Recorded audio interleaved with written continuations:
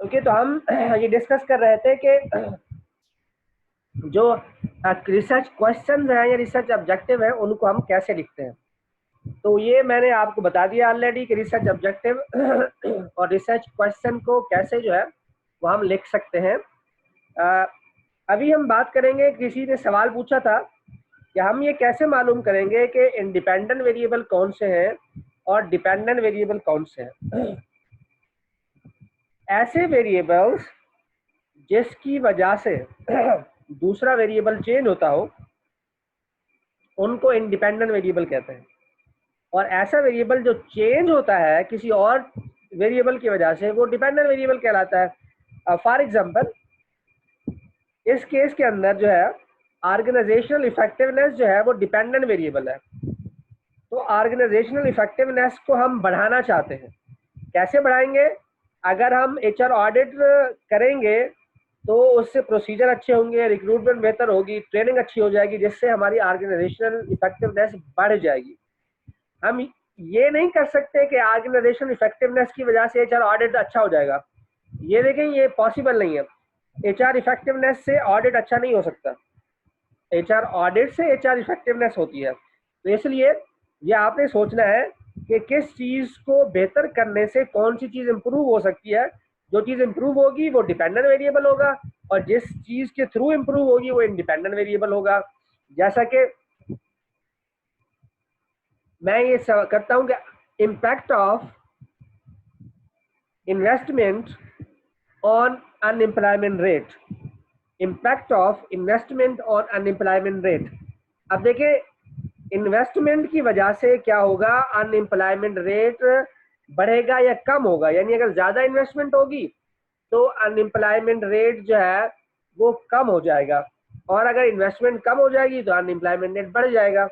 तो ये क्या है, इन्वेस्टमेंट की वजह से अनएम्प्लॉयमेंट रेट के ऊपर क्या हो रहा है, इम्पैक्ट पड़ रहा है। इसी तरह ह्यूमन कैपिटल का इम्पैक्ट ऑर्गेनाइजेशन परफॉर्मेंस पे देखना चाह रहे हैं, तो performance of the organisation is the dependent variable और human capital is independent variable, क्योंकि ह्यूमन कैपिटल के बेहतर होने से ऑर्गेनाइजेशन की परफॉर्मेंस बढ़ जाएगी। इसी तरह जो impact of marketing on revenue, यानी अगर आपकी मार्केटिंग बेहतर होगी तो आपका रेवेन्यू इंक्रीज हो जाएगा, और अगर आपकी मार्केटिंग कम होगी तो बेहतर नहीं होगी तो आपका रेवेन्यू कम हो जाएगा। लेकिन हम ये नहीं कह सकते कि impact of revenue on marketing, क्योंकि रेवेन्यू का इम्पैक्ट मार्केटिंग पर हो ही नहीं सकता।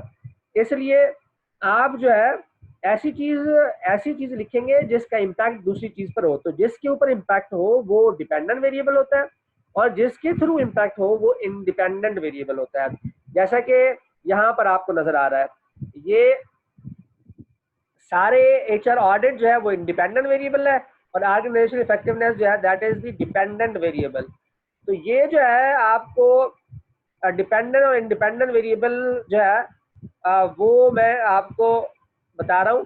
ये स्लाइड आर नॉट शोन। कौन कह रहा है स्लाइड शो नहीं, और किसी को भी शो नहीं हो रही है? जो जो कह रहा है कि स्लाइड शो नहीं हो रही है वो जरा यहाँ लिख दे चैट में, किसी को अगर स्लाइड शो नहीं हो रही तो। सर हो रही है, देखिए एहसन कह रहा हो रही है, इसका मतलब है आपका ही मसला है अकेला। तो स्लाइड शो हो रही है जी, बिल्कुल मुझे भी यही लग रहा है कि स्लाइड शो हो रही है। तो आप साले का आप जरा देखें, अपने मसले को हल करें।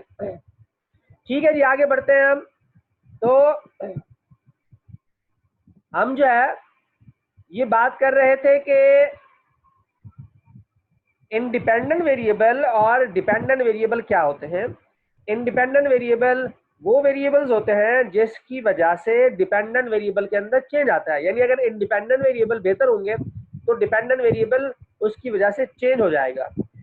ठीक है, तो ये डिपेंडेंट और इंडिपेंडेंट वेरिएबल की कहानी थी जो कि हमने अभी डिस्कस की है। उसके बाद हम आगे बढ़ते हैं। तो ये आज अभी मैंने जो आप तक पढ़ाया है वो पढ़ाया है कि टाइटल कैसे लिखेंगे, मैंने आपको पढ़ा दिया है कि बैकग्राउंड ऑफ द स्टडी कैसे लिखा जाएगा, मैंने आपको बता दिया है कि प्रॉब्लम स्टेटमेंट आप कैसे लिखेंगे, मैंने आपको बता दिया है कि रिसर्च क्वेश्चन कैसे बनेंगे, मैंने आपको बता दिया है कि रिसर्च ऑब्जेक्टिव कैसे बनेंगे, मैंने आपको बताया कि डिपेंडेंट वेरिएबल क्या होते हैं और इंडिपेंडेंट वेरिएबल क्या होते हैं, और उनके एरो आपस में कैसे शो हो रहे होते हैं, जैसा कि यहाँ पर आपको नजर आ रहा है।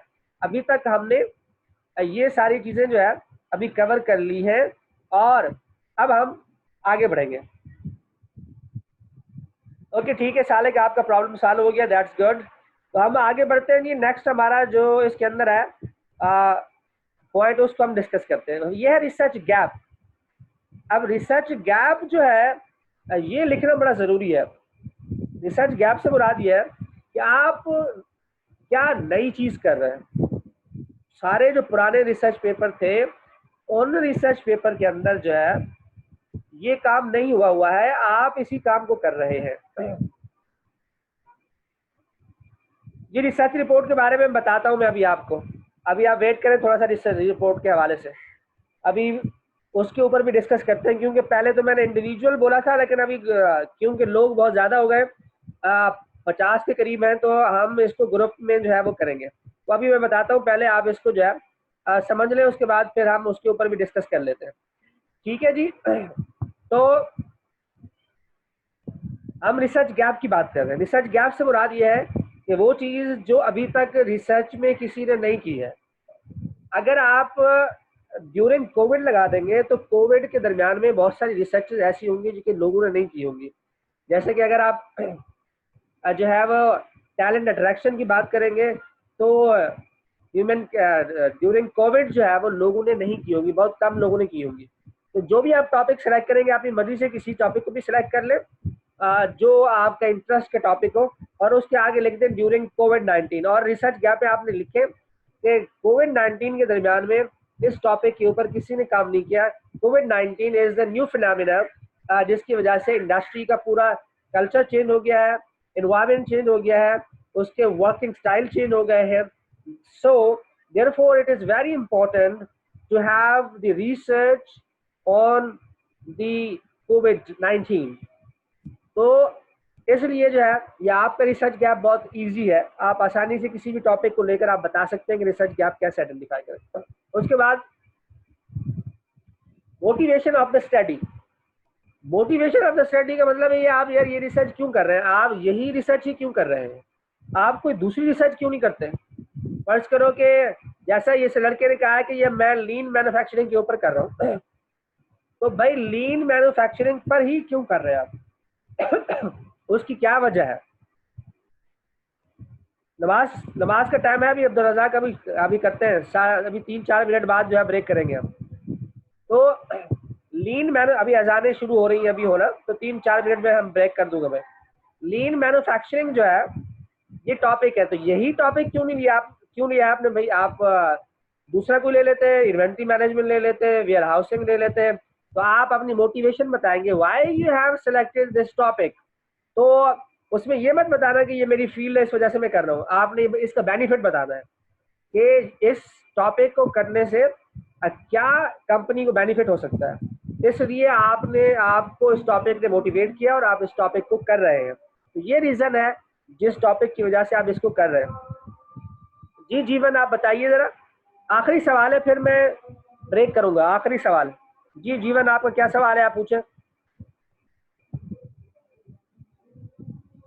जीवन कुमार कोई सवाल आप पूछना चाह रहे हैं तो आप लिख दें, वरना मैं अभी ब्रेक करूंगा।